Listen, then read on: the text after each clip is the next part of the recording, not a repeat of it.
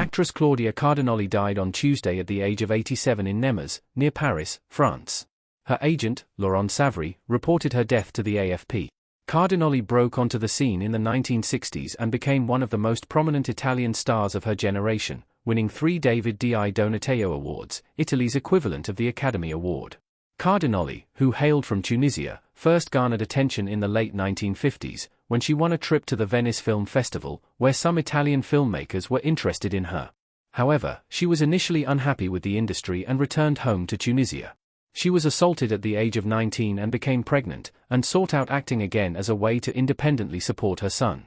Cardinale signed with producer Franco Cristaldi, who helped her present son Patrick as her younger brother, and married him several years later. She then began her acting career in earnest with a role in Mario Monicelli's Big Deal on Madonna Street. After a few years of such smaller roles, 1963 was a turning point for Cardinale. This year saw the release of The Leopard, 8½, and The Pink Panther, the last of which was Cardinale's breakout in Hollywood.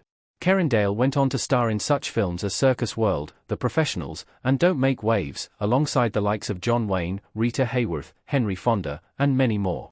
In her 2005 autobiography Ms. Eatwalls, My Stars, Cardinale said, "I was a movie star from a very young age. But I don't deserve any credit for that, it was a question of fate. There was always a lucky star watching over me." More on Claudia Cardinale. Claudia Cardinale. Image credit, Maurizio Diavanzo, IPA INSTARimage.com. In 1968, Cardinale appeared in one of the greatest westerns ever made, Sergio Leone's Once Upon a Time in the West. She ended up being credited in over 130 movies and took on a few prominent stage roles.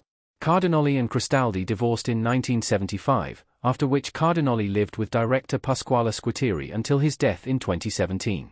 The two had a daughter named Claudia. Cardinale's career spanned 6 decades, with her final film credit being from 2022.